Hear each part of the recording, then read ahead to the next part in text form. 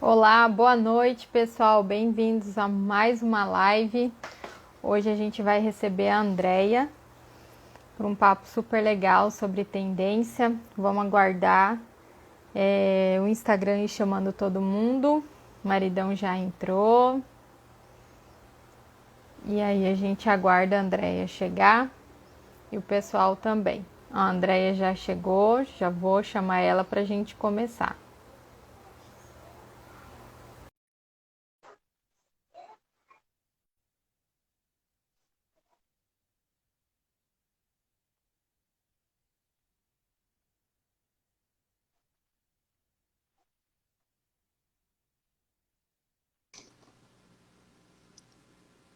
Oi, Oiê, Camila. boa Boa noite. noite. Está me ouvindo? Tô ouvindo perfeito. Ah, que eu tive que pôr no 4G, que na hora que você entrou não tava, o Wi-Fi não estava pegando aqui. Mas tá normal. Ah, então tá bom. Vamos, vamos aguardar, o pessoal já tá entrando. O Instagram demora um pouco para ir avisando, né? Ah, e fora que tem gente que entra, tem gente que não entra, eu já tô acostumada com isso.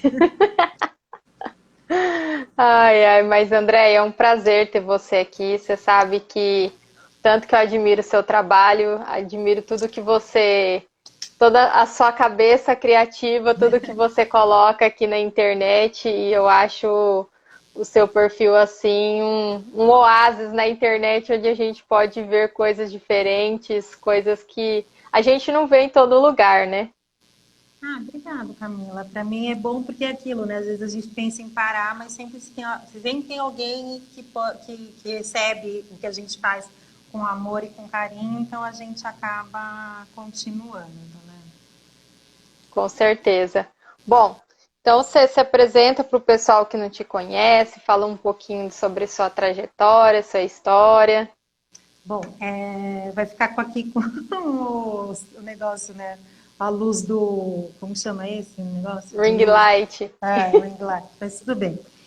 Bom, para quem não me conhece, né, eu sou Andréa Silva Pinto, eu trabalho com pesquisa de tendência, já vai fazer mais ou menos uns 13 anos. Eu falo que, na verdade, eu sou uma observadora do presente, das perspectivas que ele oferece para a gente, para então poder falar sobre futuros possíveis, né? Eu me considero uma pessoa curiosa por natureza, eu virei professora por um acaso e aí eu descobri nisso a paixão pela troca, por compartilhar, por somar, não só conhecimento, mas histórias, experiências. Eu atuei antes, por muitos anos, como estilista em grandes marcas aqui de São Paulo, como a TNG, a Philips, a Fit. E aí, quando eu estava nesse mercado de moda, um dia eu achei que não era nada disso, que a gente tem, né? Essas coisas, às vezes dá um tilt. E aí eu resolvi tirar um ano sabático. Eu fui para Barcelona. Em Barcelona eu encontrei uma pós-graduação que me chamou a atenção na época, isso foi em 2006. E aí eu fui fazer a pós-graduação de Full Hunting, pesquisa qualitativa e não quant, né? Qualitativa em tendências. Aí acabei morando em Barcelona por 10 anos e foi lá que eu comecei a trabalhar com pesquisa de tendências, né? Então, o bom é que lá, por exemplo, quando eu voltei para o Brasil, o meu currículo é muito focado em moda, então algumas empresas ficam, às vezes, um pouco receosas. Mas lá, como o meu currículo não valia praticamente nada para eles, que não interessa as marcas que eu trabalhei se eles não conhecem, as faculdades que eu estudei se eles não conhecem, eu tive a oportunidade de trabalhar para marca de bebida, para marca de, assim, de rede de hotel, enfim. Então, deu para abrir bastante o leque de conhecimento, né?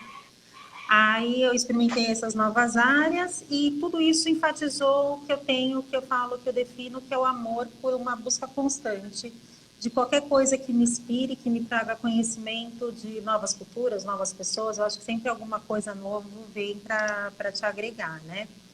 E é isso, desde 2007, então, eu trabalho com pesquisas de tendências e insights, faço conteúdo para internet, trabalho com, né, negócios criativos, mentorias. É, eu acredito de coração assim que as previsões de tendências elas podem se converter em temas muito inspiradores e novas oportunidades para qualquer negócio ou produto, sabe? Com certeza, a gente não tem dúvida nenhuma, né, Andréia? A gente que gosta dessa área e acredita muito nisso, a gente vê, eu acho que pelo fato da gente olhar muita coisa, a gente vê muita oportunidade, né, onde ninguém vê, né? Às vezes a gente vê e às vezes eu falo, André, você vê, mas por que você não aplica, né, na verdade? Mas eu descobri que meu negócio é esse, né, ter essa amplitude e tal, e eu aplico, na verdade, em passar esse conhecimento adiante. Com certeza, que já é um grande trabalho, né, Andréia? Nossa, as pessoas não têm noção do que é montar aula. Eu não sabia o que era montar aula até virar professora. Não sabia, não dava muita, como fala? A importância para conteúdo, mas também para fazer um conteúdo, você ler, você filtrar, você buscar imagem, você fazer design, né? Tipo, tudo quando uma pessoa é toda, né, faz tudo sozinha, realmente é bastante trabalho por detrás. Mas vamos lá. E o que é pesquisa de tendência, para quem não sabe, né? Isso que a gente está falando o português, né? Porque muita gente não sabe nem o que é o current, né? Muita gente fica perdido, né? Então, vou te falar uma coisa. Antes de eu te responder o que é pesquisa de tendência, eu queria falar um pouco sobre a termologia tendência. Por quê? Porque hoje em dia o termo está muito banalizado, né? A palavra ela perdeu um pouco a clareza do seu sentido. Então, o que acontece? O termo, né, tendência, ficou muito popular por causa da moda. Então, ele ficou massificado por causa disso. Só que hoje, por exemplo, a gente fala às vezes assim, a gente não, né? Vou falar assim, meios de comunicação, revista, a tendência na decoração é a cor terracota para decoração. Aí o que acontece? Isso leva as pessoas a pensarem que a tendência é algo que está circulando agora e que vai morrer logo. E aí muita gente pensa o seguinte, para que eu vou investir dinheiro numa pesquisa de tendências? Para que eu vou mudar o rumo da minha linha de produção por causa de uma tendência? Então, a termologia tendência, originalmente, ela vem do latim, que era tendentia. Tender a algo, se sentir atraído por algo. Então, assim, quem se dedica a pesquisar, a tendência significa uma nova manifestação de mudança. Essa nova manifestação de mudança, o que ela faz? Ela desbloqueia novos valores e novas necessidades humanas. E geralmente ela está sustentada por alguma indústria, por algum segmento, por um público, aqui na sociedade, a forma como a gente se comporta, tal. Mas é importante realmente que ela esteja alicerçada em alguma novidade, em alguma nova necessidade, para ela realmente significar algo relevante. Então, a tendência ela ajuda a gente a entender as demandas do presente enquanto a gente está planejando o futuro, né?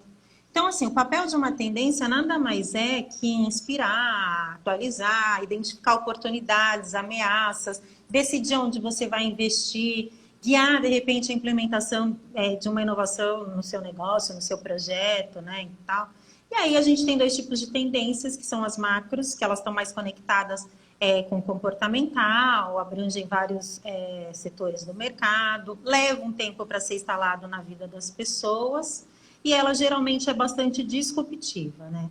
Já a microtendência, o que acontece? Ela traduz uma macro, né? Então, ela é tipo como se fosse um funil. Ela geralmente está conectada a um setor, ela pode ser relativamente local, porque nem sempre uma coisa que acontece, sei lá, em São Paulo vai funcionar do mesmo jeito no Rio, do mesmo jeito em Belo Horizonte. E ela tangibiliza esses desdobramentos das macrotendências no nosso dia a dia, né? Então, assim, você falou hoje do termo current. Hoje a gente tem muitos termos relacionados à pesquisa de tendência. Se fala em current, se fala em futurologia, previsão de futuro. E a gente também tem outros termos que definem a nossa indústria e o nosso trabalho. A gente pode gerar insight, a gente pode gerar inovação, a gente pode ser um lab, né, de ideias, enfim, N assuntos, a gente pode projetar futuros e por aí vai. Aí, voltando lá na sua pergunta inicial, A pesquisa de tendência ela é importante para qualquer negócio, para qualquer setor, porque ela é uma coisa estratégica. Ela te ajuda a tomar decisões um pouco mais assertivas. Então, assim, pesquisar tendência, eu brinco muito em sala de aula que é como se fosse você bancar um trabalho de um detetive, tipo um CSI da vida, sabe? Só que no caso, em vez da gente estar procurando, sei lá, tipo, quem é o assassino, indícios, né? Tipo, por que aquele assassinato aconteceu, a gente está procurando padrões e mudanças no lifestyle do nosso entorno, né? Da nossa sociedade. Então, essas mudanças, elas podem ser mudanças de atitude, mudanças de mindset, de estilo de vida que vão contra a corrente do pensamento dominante. Então, assim, tudo que às vezes é contraponto, eu digo que é uma ponta de um iceberg. Então, é sempre bom a gente ficar de olho. Pode ser que tenha um significado, como pode ser que só seja mesmo uma coisa aleatória, né?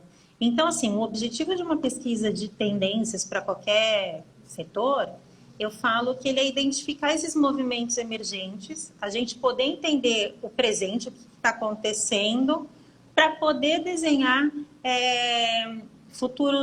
possíveis futuros impactos, escolher um caminho desejado para daí idealizar estratégias, né? Então, assim, é uma informação super relevante para todo mundo, para qualquer tipo de pessoa, para qualquer tipo de profissional, porque, assim, não dá mais para a gente ficar ausente de saber o que está acontecendo no mundo. A gente precisa saber o que está acontecendo no mundo, não só no nosso mercado, mas também fora do nosso mercado, porque, às vezes, o que acontece fora pode te gerar um insight para você ter uma ideia melhor para o seu projeto, para o seu negócio, enfim. Com certeza, te dá um norte fantástico aí, igual você falou, até na concepção mesmo da ideia do que fazer, de que negócio investir, do que investir dentro daquele segmento, né, Andréia? Ajuda muito. As pessoas precisam. Eu falo assim que quando eu cheguei no Brasil, eu dava o curso com a nomenclatura de co-hunting, né? E eu falo que o co-hunting ele não é uma profissão, ele é uma característica pessoal. Então, a mesma coisa aí, se eu pego o co-hunting, né, e elaboro um pouco mais para pesquisa de tendências, eu não acho que a pesquisa de aliás, não posso falar isso. A pesquisa de tendência, ela é uma profissão, é a minha profissão. Só que eu acredito que qualquer profissional de qualquer área, independente do que ele se dedica, ele pode ser um pesquisador de tendências. E com certeza, se você é um profissional, vou dar um exemplo aqui, sei lá, da área da saúde. Se você se dedica a pesquisar, provavelmente você vai potencializar a sua carreira, o seu trabalho, o seu mercado. Com certeza. E quais as habilidades que você considera assim, necessárias para ser um pesquisador de tendências, né? Eu acho que primeiro de tudo a gente tem que desaprender. A gente tem que esquecer desses comportamentos preconcebidos, né? Então, assim, se você não gosta de pagode, mas você cai na mão um projeto, um produto que você tenha que fazer pesquisa de campo, que você tem aqui em festas, você tem aqui em shows, tipo, você não pode ir munido de preconceitos. Você tem que, tipo, simplesmente esquecer tudo o que você acha a respeito daquilo. Então, eu acho que isso é um ponto principal, porque você vai precisar analisar as coisas sem preconceito.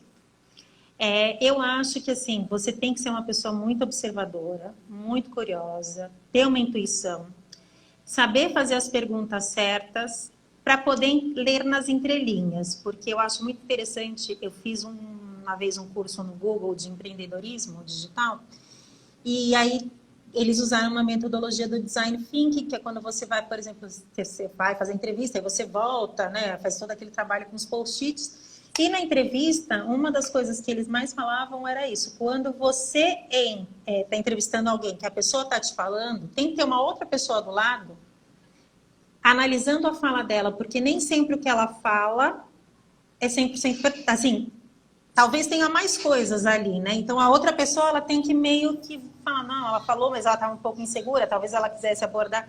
Então, assim, a gente tem que aprender a olhar, a ler nas entrelinhas, né? Ter um poder de comunicação, porque se você faz boas perguntas, você vai ter boas respostas, você vai ler nas entrelinhas. Então, você tem que ter um poder de comunicação para poder sintetizar isso e passar para o seu cliente, ou, enfim, para quem seja, para os seus alunos, no meu caso, né? E tem que ter essa coisa que nem, já que eu estou falando que a pessoa tem que não ter preconceito, ela também tem que ter uma atitude aberta e tolerante. Um ponto principal, que eu falo que é uma habilidade principal para quem se dedica a isso, é você prestar atenção na juventude. Por quê? Porque eles trazem muitas narrativas emergentes, seja na forma de comportamento, na linguagem. Então, assim, tem que estar ligado nessa galera mais nova, no que eles escutam, no que eles veem. Independente da idade, independente se é geração alfa, se é geração Z, se é millennium, essas tem que observar esse grupo. Eles trazem uma narrativa muito importante para a gente, né? Então eu brinco que assim, para você habilidades necessárias para você ser um bom pesquisador de tendência é você saber um pouco de tudo. E aí eu até brinco que às vezes eu sou generalista, eu falo, será que eu teria que me especializar em alguma área, tal? Mas eu acho que a gente tem que saber um pouco de tudo, porque tem muita coisa para se saber, na verdade. Então você tem que ter níveis, informações em todos os níveis. Dependendo do projeto que você pega, por exemplo, que eu fiz um projeto para uma bebida na Espanha. Então a gente tinha um sociólogo, um antropólogo, pessoas de outras áreas para fazer esse projeto ser mais rico em informações e detalhes. A gente tem que perguntar muito o porquê das coisas, né? Não é, isso é assim porque é assim. Não, mas por quê? Por quê? Sabe aquela coisa, o Alberto Roberto, personagem do Chico Anísio? Eu não sei se a referência é da sua época, mas é muito assim, por quê? Por quê? Por quê? Tem que ficar, né, perguntando muito o porquê. E eu falo que o segredo, na verdade, não é ver mais, né? Assim, tipo, é uma frase que tinha em espanhol faz mais sentido. Não é ver mais, é simplesmente você olhar para as coisas de uma forma diferente. Então, eu acho que essas são as habilidades necessárias. Que legal. Eu gosto muito dessa coisa do olhar de vários profissionais juntos, né? Eu acredito que cada um traz a sua perspectiva diferente e isso em conjunto traz insights maravilhosos, né? Eu acho que as empresas aqui no Brasil, elas deveriam inserir mais isso dentro da própria empresa, né, Andréia? Não é uma coisa comum que a gente vê, né? Eles acham que não, que só o criativo tem a criatividade, só o marketing pode falar de marketing. Às vezes você tem um insight, assim, né, uma coisa assim que você fala, nossa, não pensei pela perspectiva. E aí, naquilo ali, você já formula alguma coisa que vai se desenrolar muito melhor, né? Então, na minha pós-graduação, a gente era 5 latinos, o resto, a maioria era espanhol ou catalão, enfim. E aí, um dia eu percebi, tinha argentino, tinha peruano, eu brasileira, tal. E você percebe, na verdade, que assim, por mais que às vezes a gente não tivesse uma cultura e uma educação muito diferente, era isso que enriquecia os projetos que a gente fazia. Se a gente pensasse igual, talvez a gente se todo mundo propusesse a mesma direção, não ia ter aquele e se, né? Então, assim, eu acho que por isso que a importância também de sair da bolha, né? Quando a gente fura a nossa bolha, às vezes você não precisa concordar, você só escuta. E aí, às vezes, aquilo que você escutou vai madurando na sua cabeça, vai te dando um insight, ou pode te fazer até mudar de uma opinião, enfim. Então, assim, a troca com o que é diferente é importante. As empresas, elas não conseguem colocar as pessoas numa mesma mesa de vários departamentos sem que saia, sei lá, um estresse ou uma briga de ego, porque, enfim, aí cada empresa também com o seu problema. Mas eu estava lendo um livro esses dias que ele fala exatamente assim, que a gente é uma sociedade que a gente não incentiva desde sempre as perguntas. Então, assim, no ensino escolar, criança que pergunta muito, a professora fica irritada, por exemplo. e que não, que a gente tem que incentivar as crianças a perguntarem, porque a gente cresce como um profissional que pergunta mais, e quanto mais você pergunta, mais o seu repertório sempre vai aumentar. Então, eu acho que isso também é um outro ponto importante. Legal. E como realiza essa pesquisa? Então, tudo depende assim, ela pode partir de um desafio que você tem, de um projeto ou de um negócio, de uma pergunta de um cliente, ou até mesmo da sua simples curiosidade por um tema qualquer, né? Então, a partir desse ponto de de partida, eu falo que a gente começa a investigação do tema. Essa parte de investigação é assim, a gente começa a buscar os sinais do novo. O que seriam isso? Coletar sinais de tudo aquilo que de alguma forma te causa uma estranheza quando você lê, sei lá, manchete de alguma coisa. Eu já estava vendo casca de banana que vira vinho. Eu falei, oi? Tipo, me causou uma estranheza. Então, guarda essa informação aqui, porque aí daqui a pouco eu vou ter um sinal ali do cogumelo, do cactus que vira tecido respirável, eu vou unindo os sinais. Então, tudo aquilo que causa estranheza, tudo aquilo que você acha interessante, ou que na sua perspectiva, na sua visão é diferente, é um sinal. Então, você vai coletando essas informações. O que acontece? Esse primeiro momento é um momento de juntar informação. Então, seja você fazendo uma pesquisa digital, explorando no Google, lendo artigos de portais específicos do tema. Se está em inglês, não sabe, eu falo, joga no Google Translator, que ele te dá uma ideia geral. Podcast, livro, série. Hoje a gente tem, né, uma série de séries com temas muito relevantes e que fazem conexões uma com as outras. Exposições, tudo nesse momento é válido, né? Então, assim, é a hora de abrir o leque para ver o que está acontecendo em relação ao teu ponto de partida. Então, eu brinco que é, tipo, tudo ao mesmo tempo agora. E tem um ponto importante que eu ainda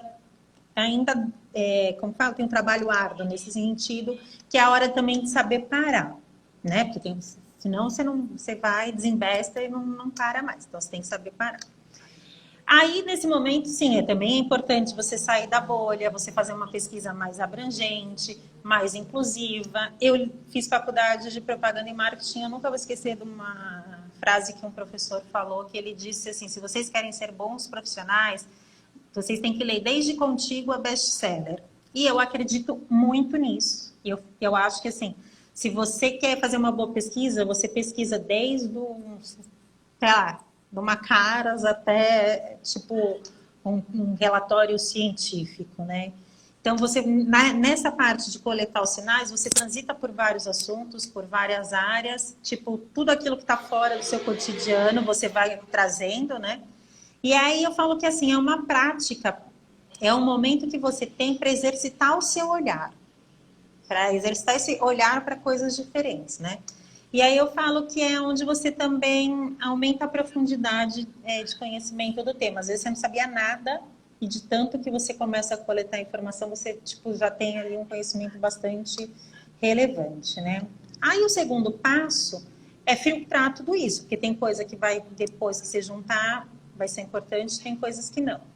Aí, para filtrar, tem várias metodologias. Tem gente que usa alguns sites de web, alguns apps. Tem gente que faz as anotações manuais, enfim. Eu falo que não importa como você vai fazer isso. O importante e fundamental aqui é a organização. É isso que vai importar para o seu projeto inteiro, né? Eu tenho uma mania de montar PDFs. Então, eu abro um PDF, vou botando links, não sei o quê, tipo, fazendo print. É a forma que eu tenho, que para mim funciona. Mas eu já trabalhei em equipe, funcionou para mim, não funciona, às vezes, para outra pessoa. Então, aí a outra pessoa tem todo o direito também de fazer de uma outra forma, né? Então, eu acho que é isso. A gente nunca pode esquecer, por exemplo, quando faz essa parte de filtragem, de guardar as fontes, os créditos do que foi coletado para no final, se você vai apresentar um projeto, alguma coisa assim, você ter ali uma biografia, né? Tipo, de onde veio toda aquela informação. Aí, nessa etapa de você fazer essa filtragem, você começa a enxergar a repetição de padrões. Então, por exemplo, eu falei lá do do cogumelo, do cactus, da casca de banana, você novas fontes de materiais, você começa a ver ali uma repetição de padrão. Então, é isso que vai te chamar a atenção e você começa a conectar esses pontos para validar ali, seja uma mudança de comportamento, seja uma inovação, o que for, né? É isso que é o mais importante, a gente saber reconhecer esses padrões. Aí vem a terceira fase, que é você vai analisar tudo isso. Você vai cruzar todos esses achados, tudo isso que você filtrou. Aí você vai usar as metodologias. Se você quiser só ficar na pesquisa digital, você pode ficar. Ou você pode fazer a pesquisa de campo. Eu ofereço aqui em São Paulo. Antes eu oferecia junto com os cursos, né? Mas aí com essa história da pandemia, que era uma pesquisa de campo que eu chamo de Trend Tour, SP, que é você sair na rua e observar. Quando era em Barcelona, que o curso, a cidade também era menor, a gente explorava 5 bairros. Então, era assim, você conseguia ver 5 DNAs diferentes, você conseguia entrevistar pessoas diferentes. Aqui em São Paulo, como é uma megalópole, e aí tem uma coisa também de infraestrutura, geralmente eu escolho uma região que está desapontando com novas informações, novos tipos de comércio, enfim. E aí você analisou, você vai dar um nome para isso, para apresentar esse projeto, por exemplo, para um cliente. E aí vem o momento de você escolher as estratégias para tomadas de decisão.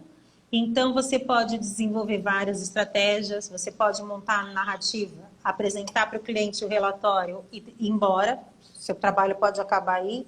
Muitas vezes, se você quiser, dependendo do projeto e do envolvimento, você pode dar um passo além e também ajudar na implementação dessas estratégias e mudanças sugeridas, né? Então, basicamente, a pesquisa se resume a isso. A tudo isso, né, Andréia? Porque para quem acha que é fácil, olha todo, né, o desdobramento, mais a pesquisa, mais você analisar, é horas e horas e horas para daí chegar. E muita gente vai ainda falar, né?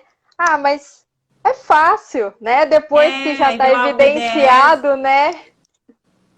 Não, e assim, a pesquisa ela nunca pode ser, eu quero uma pesquisa para daqui 15 dias. Oi? Não, gente, tipo, leva um tempo, né? Eu falo que o mínimo, de repente, ali é um mês. A não ser que você já tenha uma pesquisa pré-pronta, você já esteja mergulhada no assunto e a pessoa te peça ali. Mas, geralmente, é um processo demorado. Se você está em equipe, pode ser até mais rápido. Mas, de qualquer jeito, é um processo demorado. Porque essa parte de coleta e de sinais e de filtrar, ela leva tempo. Com certeza. E qual que é a importância para o empreendedor a pesquisa de tendências e como que incorporar isso, né? Como que ele pode incorporar isso nos negócios? Eu vejo uma coisa assim, talvez por causa da tecnologia, eu não sei, a gente é muito imediatista. Então eu vejo que as pessoas que estão abrindo, sejam pequenos empreendedores, enfim, muitas vezes as pessoas estão tão focadas e obcecadas com o presente e com o resultado que ele tem que dar, que elas esquecem que tem um futuro que está para vir. Então, ela fica ali só obcecada com aquilo. Só que a gente tem que levar em conta uma coisa assim, que está cada vez mais evidente que o mundo está mudando muito, mas muito rápido. Então, querendo ou não, os impactos e os movimentos dessa mudança vão atingir grandes corporações, pequenas empresas. Quando essas mudanças acontecem, dependendo do tamanho do negócio, ou, como eu vou dizer, do jogo de cintura das pessoas, o impacto pode ser tão forte que o negócio pode fechar. Se a pessoa não tiver a destreza, a habilidade para tomar uma decisão rápida para reverter o jogo, né? Então, assim, eu vejo que quando essas mudanças acontecem, muitos negócios seguem o flow e vão ali, tipo, boiando na onda do mercado. Outros tentam nadar contra a correnteza.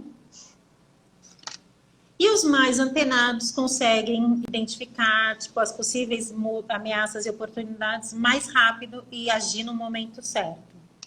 Então, por isso que eu falo que a pesquisa de tendências ela é super importante.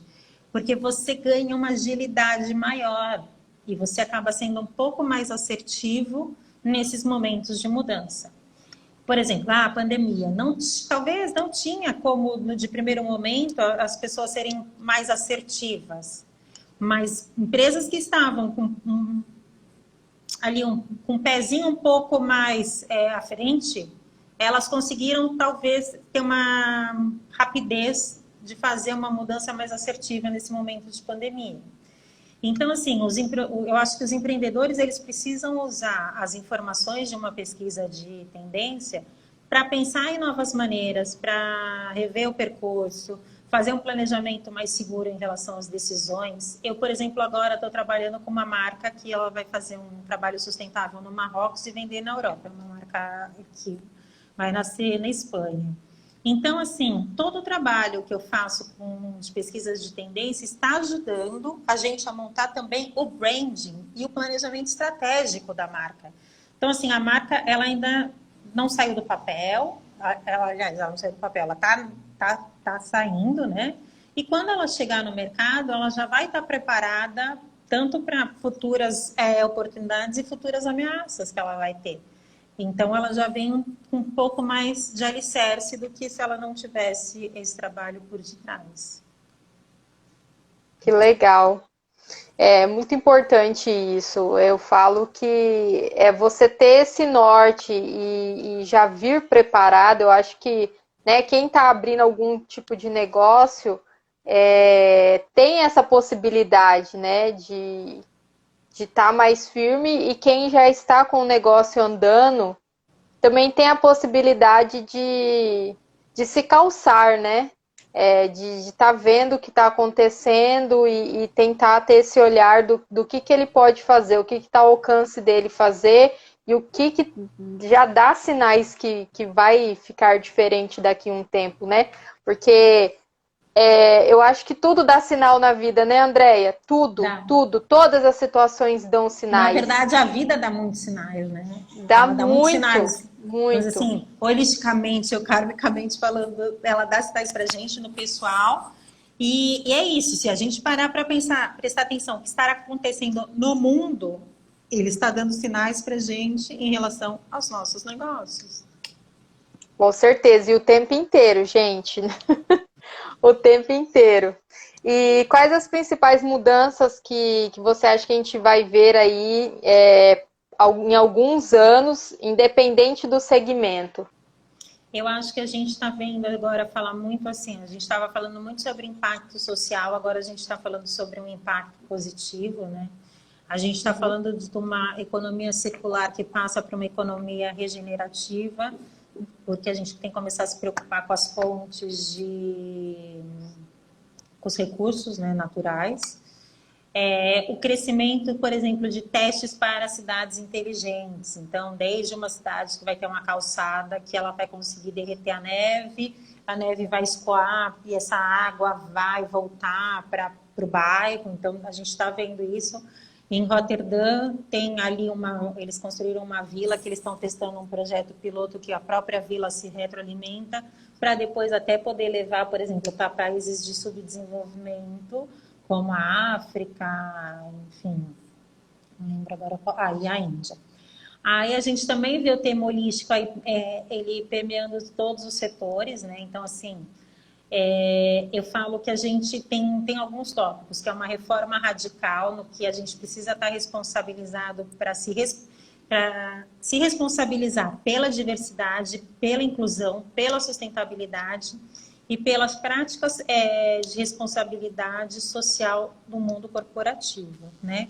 Então, assim, as marcas têm que estar preocupadas se elas estão reduzindo suas pegadas de carbono, se elas estão melhorando as práticas trabalhistas, se ela está fazendo parte do comércio justo, desde assim, tipo, de doação para caridade, fazer um trabalho voluntariado na comunidade. A gente está falando de uma coisa também local, né? Porque aí, se cada um vai fazendo localmente, globalmente a gente vai estar bem melhor do que se possa imaginar.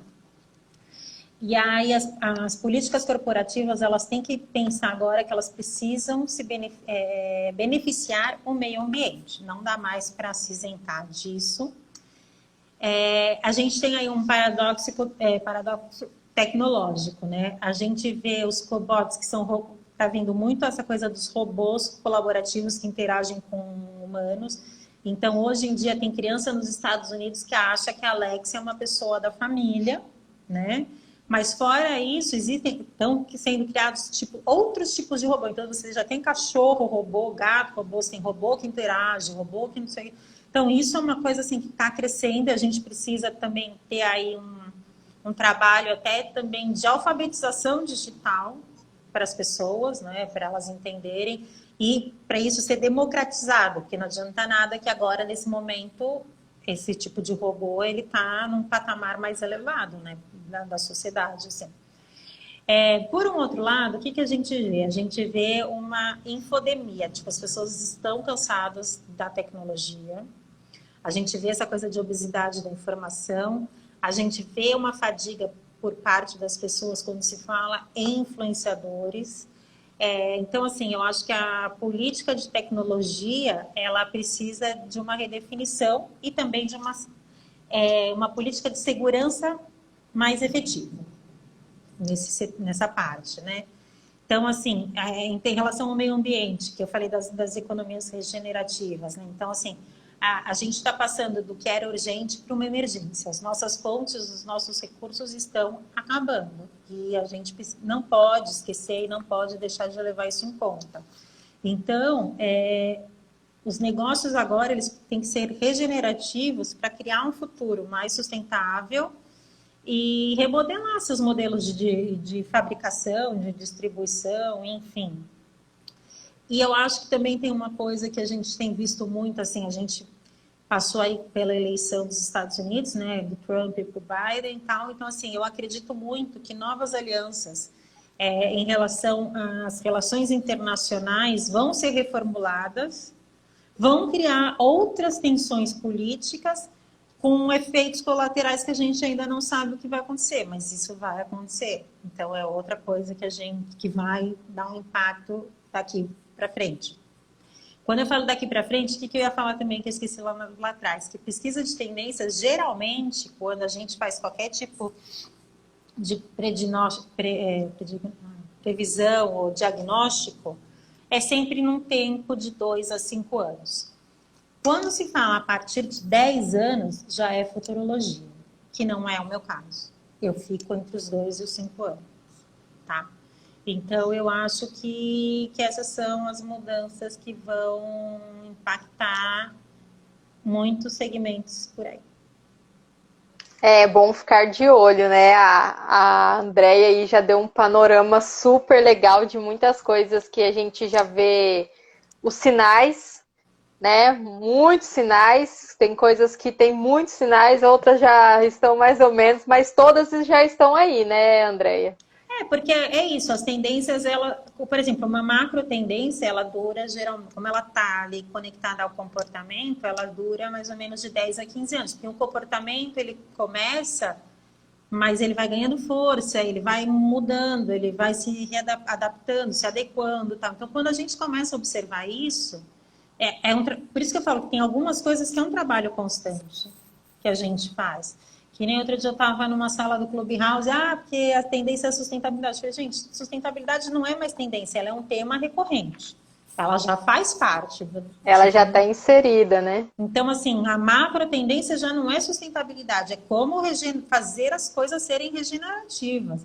Como você fazer esse descarte dessa blusa virar um material que possa ser produzido, um tijolo, sei lá, né? A gente aí tem a inovação, a gente tem as pessoas que trabalham com esse tipo de criatividade para isso, mas a ideia agora é essa, a gente precisa criar novos recursos. E fala um pouquinho do seu curso, de tudo que você oferece para o pessoal, tudo que você disponibiliza, que são bastante coisas, né, Andréia? Então, na verdade, assim, eu tenho um curso onde eu tem a parte teórica, tem a parte mão na massa, porque minha intenção é fazer que as pessoas ponham mão na massa para elas entenderem todas as etapas da pesquisa, né? Porque Não tem como eu falar a pessoa não fazer uma prática, porque ela não vai entender nada, e ali durante a prática ela tem eu estou aqui para dar um suporte, né? Vamos dizer assim. E geralmente o tema é livre, a pessoa pode pesquisar um tema que seja do interesse dela, ela pode pesquisar um hobby, enfim, alguma coisa para o seu profissional e tal. E aí a gente vai pensar, né, nessa pesquisa de hoje, como a gente desdobraria isso para um futuro. Aí, antes da pandemia, a gente tinha pesquisa de campo, agora a gente não está tendo, por enquanto. E a partir de um certo momento, eu comecei a fazer aulas individuais.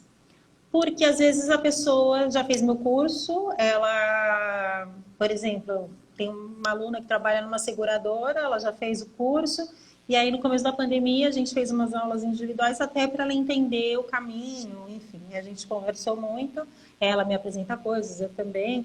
Eu tenho um trabalho que eu mentoro alunos, marcas, presto consultoria para as marcas em relação, desde o co-hunting da pesquisa, uma ajuda como um braço para a criação do branding da marca. Eu lancei no final do ano passado um projeto que chama Tutorial de Curiosidade, que é para ajudar as pessoas a aumentarem o repertório. Então, assim, na verdade, eu só cutuco, como que é? Cutucar a onça com a vara curta, né? Para a pessoa pensar, trabalhar e tal. Então, também tem isso. E é isso, acho que a minha intenção, na verdade, é muito isso, é cutucar e provocar as pessoas para elas pensarem, para elas verem de forma diferente, para elas irem atrás de coisas que, de repente, elas não iriam se elas estivessem em casa e não fazendo uma aula ou lendo um post que eu faço, alguma coisa assim. Você acha que a, essa sede, essa curiosidade pelo diferente, sair fora da bolha, é um comportamento que você vê muito ou você vê isso pouco? As pessoas vivem muito no automático e elas não têm essa, igual você falou, se cutucar com a vara curta, cutucar o outro, ir pro mundo, ser mais aberto. Eu acho que assim, nós seres humanos temos uma tendência de nos acomodar, né? Então, de repente, você tem seu grupo de amigos que você se encontra todo final de semana, vocês vão conversar mais ou menos, basicamente, sobre o mesmo tema. Aí, uma vez ou outra, alguém pode trazer uma provocação, um comentário, enfim. Mas, eu acho sim que as pessoas, elas ficam, às vezes, na mesmice, dentro da bolha, e eu não culpo isso, eu também faço, só que como eu trabalho com isso, eu acabo me forçando a outras coisas, né? Então, assim, eu acho que tudo é um exercício, é uma prática. Você viu que você tá dentro da bolha ali, você fala, nossa, tô correndo atrás do rabo, que nem cachorro, atrás do mesmo assunto, falando das mesmas coisas, com as mesmas... Peraí, como que eu vou fazer isso? Então, por exemplo, quando eu criei o Borne, na verdade, ele que nasceu como a ideia era só do Trend Tour, da pesquisa de campo, de mostrar os lugares de São Paulo, fazer uns paralelos. Aí, quando eu comecei a dar o curso, eu transformei ele, né, no Borne.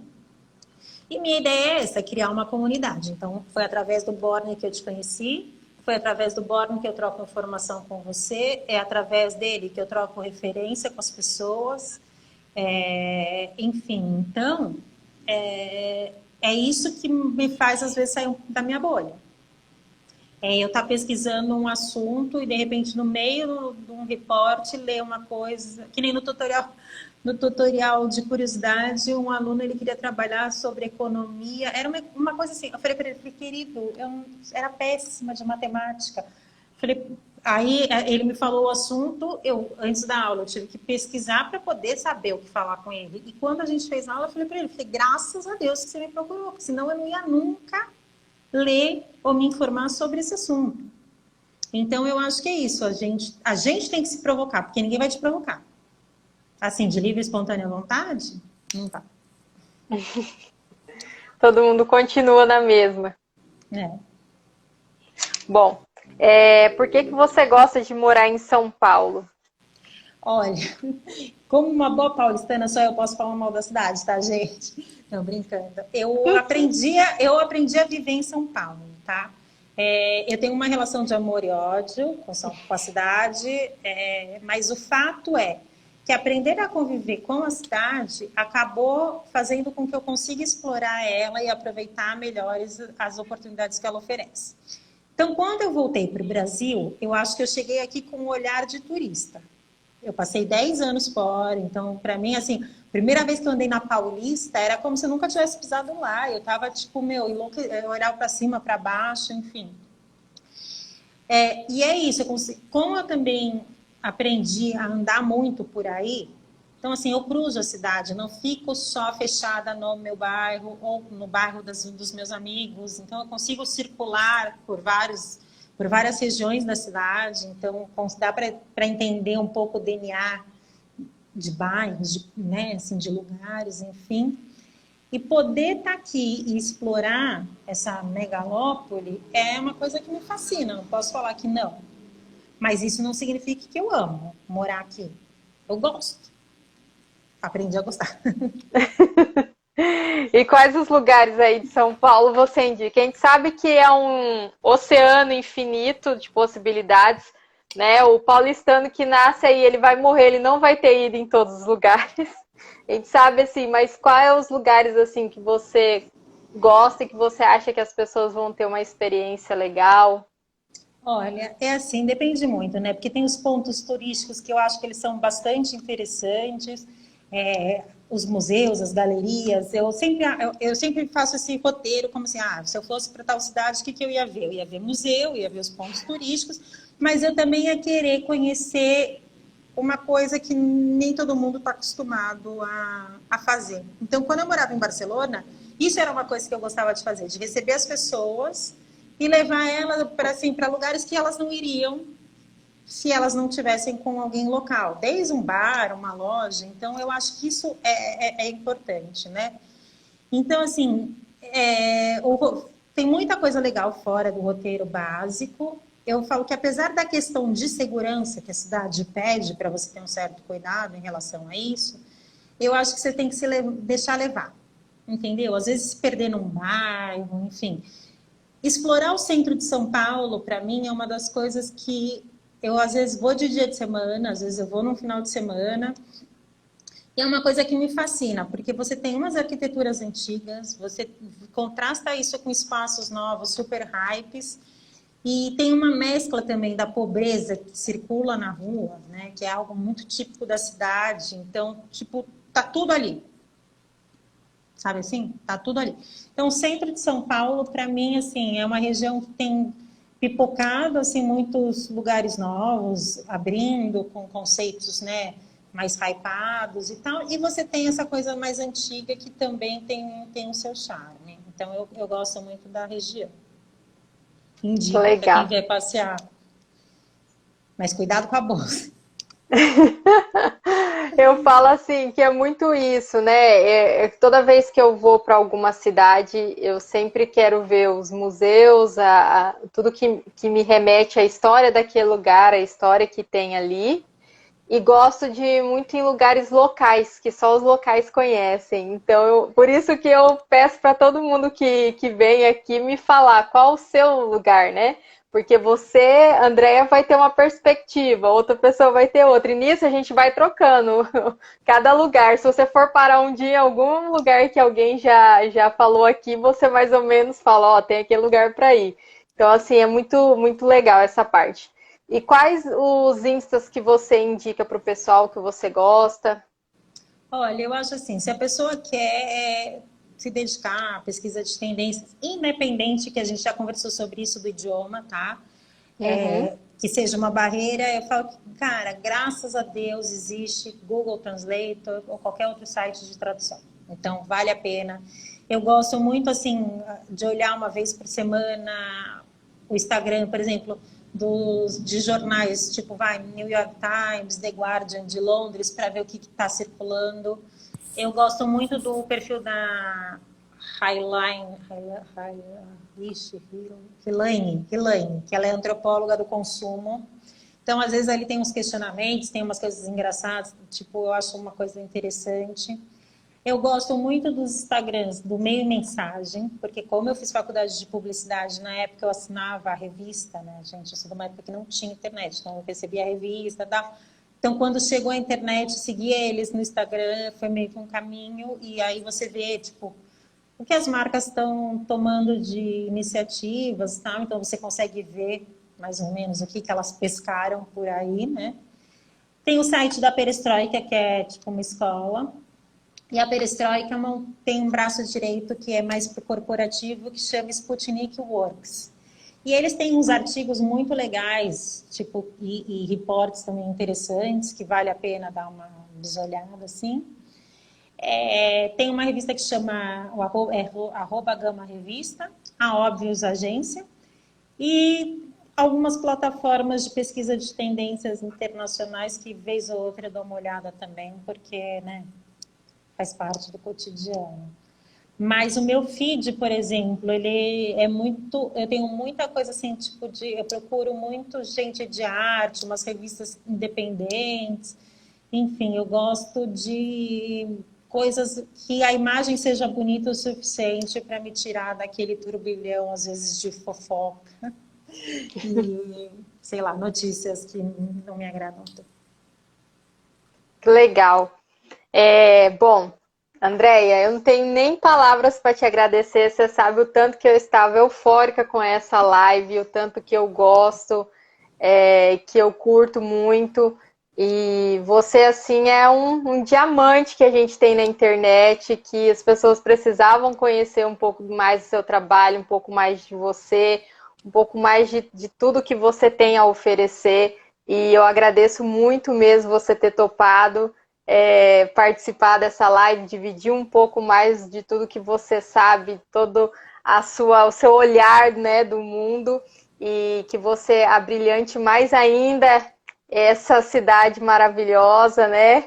E que seu trabalho se estenda aí por muitos outros lugares, que a gente sabe que o Brasil é muito grande e a gente precisa de profissionais como você para estar levando aí um frescor de coisas novas, né, por aí. E que Deus abençoe muito mesmo você, seu trabalho. E eu tô aqui, eu sou só fã, você sabe disso, e tô aqui para curtir seu trabalho. Obrigada, fico até tímida, mas é verdade. Agradeço de coração os elogios que você me faz, enfim. E é curioso, porque quando eu coloquei que eu estava pensando em desistir, que você me mandou uma mensagem, eu falei, às vezes é isso, a gente só precisa de uma coisa assim, tipo, vai, faz, né? Então, A minha moça, fala oi, meu amor. Ela sempre aparece, né, meu bem? Aham. Fala oi. Oi. Vai virar youtuber? Oi. Essa daqui, ela já pediu para ter canal no YouTube já umas 200 milhões de vezes. Ela adora aparecer, né, meu amor? Sim. Então, aí você tem... Tchau. Você tem em casa, querendo ou não, um material bruto de pesquisa. Tenho. A gente já vai mapeando o que gosta, o que não gosta, o que... Até porque a geração dela vai ser uma das gerações, eu acredito, que mais disruptivas, que vão vir com os questionamentos e comportamentos bem impactantes para os pais. Com certeza, eu falo assim que ser mãe, né, vai fazer 6 anos e a gente olha assim, a gente tenta preparar ela também para, não com o olhar que a gente foi criado, né, com os valores, obviamente, mas não da forma que a gente foi criado. Já ensino ela a observar muito. Está fazendo um bom trabalho, então. E tirar essa coisa de, ai, nossa, mas isso... Não, minha filha, olha tudo, olha livre. Corre o olhar que o mundo é grande demais. E deixa perguntar. E a gente deixa perguntar mesmo. E tentando responder. Quando a gente não sabe, vai no tio Google e ó, minha filha, mamãe descobriu. Tanto que quando ela quer alguma coisa, ela fala assim, ô mãe, o que é isso? O que é tal coisa assim? Ai, filha, a mãe não sabe. Mãe, vamos lá no computador para você já procurar? Tá vendo? Que ela já sabe. Já sabe. É muito legal. Tá certo. Mas muito obrigada, Andréia. Obrigada a você, Camila, pela oportunidade de compartilhar aqui o que eu mais gosto de fazer. Às vezes eu travo em falar, eu fico com vergonha, mas enfim, quando o assunto me interessa, eu fico até empolgada. Ah, mas é maravilhoso te ouvir. Se empolgue mais e faça mais lives, a gente está aqui para te ouvir. Eu acho que todo mundo que te acompanha, te conhece, fica feliz em poder ouvir você, tudo que você traz aí de novidade. A gente sempre está atento ao que vem por aí. Obrigada, Camila. Obrigada a você. Tchau, Uma boa tchau, noite. Andréia. Tchau, tchau. Boa noite. Tchau, tchau a todo Tchau, mundo tchau. que participou e obrigada. Obrigada, gente.